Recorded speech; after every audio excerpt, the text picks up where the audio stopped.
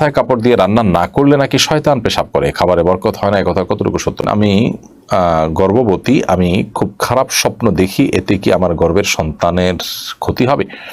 সকাল সন্ধ্যার দোয়াগুলো কোন সময় পড়া উত্তম? কোরবানির পশুতে কোরবানি করার আগে বা পরে বাচ্চা পাওয়া গেলে করণীয় কি? কোরবানির গোশত বন্টনের উত্তম পদ্ধতি কি? গোশত 3 ভাগ করা কি আবশ্যক? মোবাইল আসক্তি থেকে বাঁচার উপায় কি?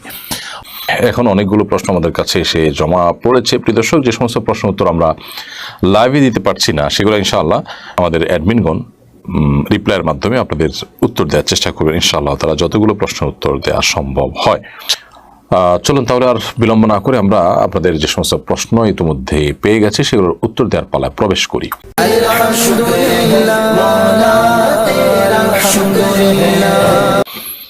ইলহাম আলম আপনি লিখেছেন, মাথায় কাপড় দিয়ে রান্না না করলে নাকি শয়তান পেশাব করে, খাবারে বরকত হয় না, এই কথা কতটুকু সত্য? সম্পূর্ণ ভিত্তিহীন এবং মন গড়া কথা, কুসংস্কারের জন্য কথা। আমাদের দেশে মা বোনদের উপর বিশেষ করে যত রকমের ফতোয়া আছে, ভুল ফতোয়া আছে, এগুলোর প্রয়োগ সবচেয়ে বেশি হয়ে থাকে। এটি তারই একটি।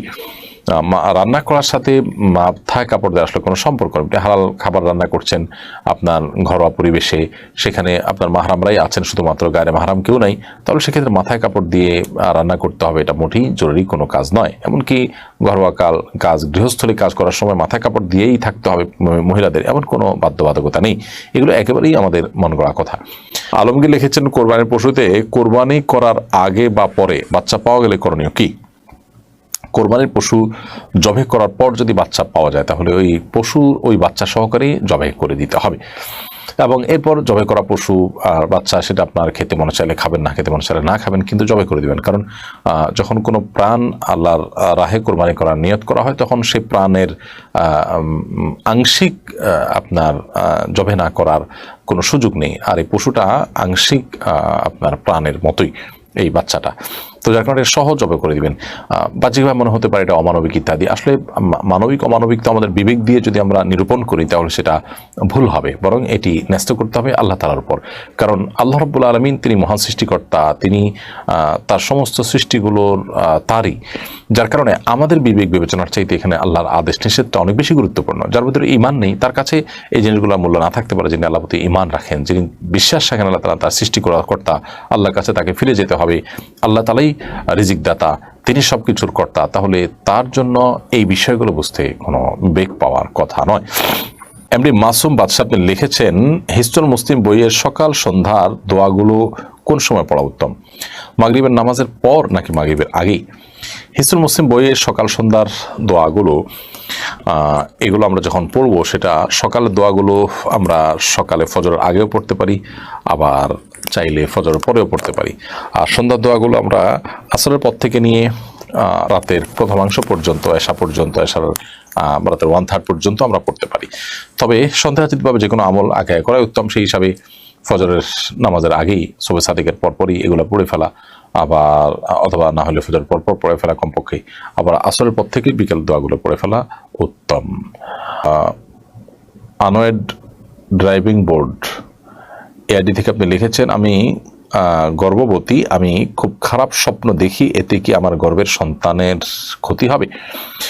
বোন, স্বপ্ন কি দেখছেন সেটার উপর আসলে নির্ভর করবে যে আপনি কি স্বপ্ন দেখছেন, এর ব্যাখ্যা কি হতে পারে। তবে আপনি খারাপ স্বপ্ন দেখছেন দেখেই আপনার গর্ভের সন্তান ক্ষতিগ্রস্ত হবে বা ঠিক এরকম মনে করার কোনো কারণ নেই। অনেক সময় এই জাতীয় স্বপ্ন শয়তান দেখিয়ে থাকে মানুষকে শুধুমাত্র পেরেশান করবার জন্য, অর্থহীন স্বপ্ন হয়ে থাকে। তো আপনার স্বপ্নটা আসলে কি ধরনের এবং কোনো ইন্ডিকেট করছে কিনা, কি ইন্ডিকেট করছে, যেটা ইন্ডিকেট করছে সেটা হওয়ার সম্ভাবনা আছে, তারপর এগুলোকে হলফ করে বলার কিছু নেই। আপনি আল্লাহর কাছে পানা চাইবেন যে আল্লাহ, এই স্বপ্নের কোনো অনিষ্ট বা ক্ষতির আশঙ্কা থাকলে আপনি সেখান থেকে আমাকে রক্ষা করেন, বাস সেটুকু ইনশাআল্লাহ আপনার জন্য যথেষ্ট। শাহজাহান লিখেছেন, কোরবানি গোশত বন্টনের উত্তম পদ্ধতি কি? গোশত 3 ভাগ করা কি আবশ্যক? কোরবানি গোশত বন্টন করার উত্তম পদ্ধতি হলো এটাকে 3 ভাগে ভাগ করা। এটা মুস্তাহাব বা সুন্নাহ, এটা আবশ্যক নয়, ফরজ বা ওয়াজিব নয়। যদি কেউ 3 ভাগে ভাগ না করে 2 ভাগ করেন, কিংবা পুরোটুকুই রেখে দেন বা পুরোটুকুই দান করেন, তাতেও কিন্তু তার কোরবানি হয়ে যাবে। তবে উত্তম হলো 3 ভাগের 1 ভাগ নিজের জন্য রাখা, 1 ভাগ গরিব দুঃখী অসহায় অভাবী যানচাকারী ভিক্ষুক তাদেরকে দেওয়া, আরেক ভাগ আত্মীয় স্বজন অন্যদেরকে খাওয়ানো। তো 3 ভাগে ভাগ করাটা উত্তম, তবে 3 ভাগে ভাগ করাটা ফরজ কিংবা ওয়াজিব নয়। আজিজুল হক লিখেছেন, মোবাইল আসক্তি থেকে বাঁচার উপায় কি? মোবাইল আসক্তি থেকে বাঁচার উপায় হলো এটি যদি কেউ কোনোভাবে নিয়ন্ত্রণ করতে না পারেন, প্রয়োজন তিনি বাটন ফোনে চলে যাবেন এবং একটু কষ্ট হলেও নিজের বিরুদ্ধে নিজে অপারেশন করার চেষ্টা করবেন। অর্থাৎ